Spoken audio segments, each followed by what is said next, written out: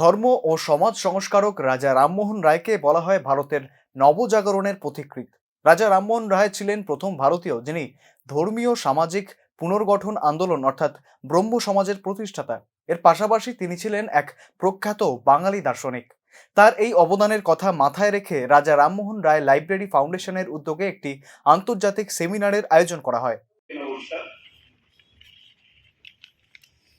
ত্রিপুরা সরকারের সেমিনারটি শুক্রবার অনুষ্ঠিত হয় আগরতলার প্রজ্ঞা ভবনের 1 নম্বর হলে।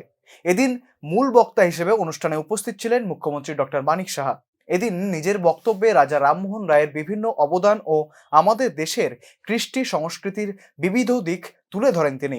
তৎকালীন রাজনীতির, জনপ্রশাসন, ধর্মীয় এবং শিক্ষাক্ষেত্রে রাজা রামমোহন রায়ের উল্লেখযোগ্য প্রভাব ছিল।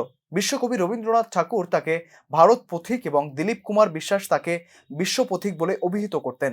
কথা আমরা বলছি 250 বছর ওনার জন্ম মানে জন্মদিন আমরা পালন করেছি, তার অঙ্গ হিসাবে এখানে আপনারা যারা 16 এবং 17 তারিখ সেমিনার আপনারা আয়োজন করেছেন, সত্যি আপনাদেরকে ধন্যবাদ দেব। ভারতবর্ষ হচ্ছে রিচ কালচারের জায়গা।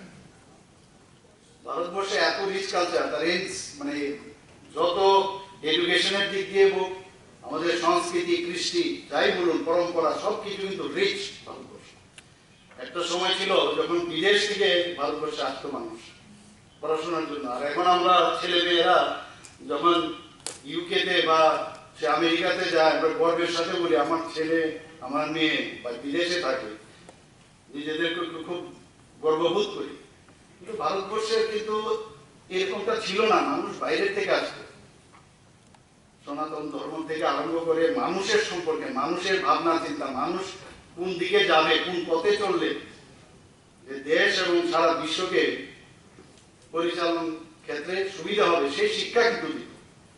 এখন কিন্তু তার এই পাশ্চাত্য শিক্ষায় আমরা কিন্তু অনেকটা ম্লান হয়ে গেছে।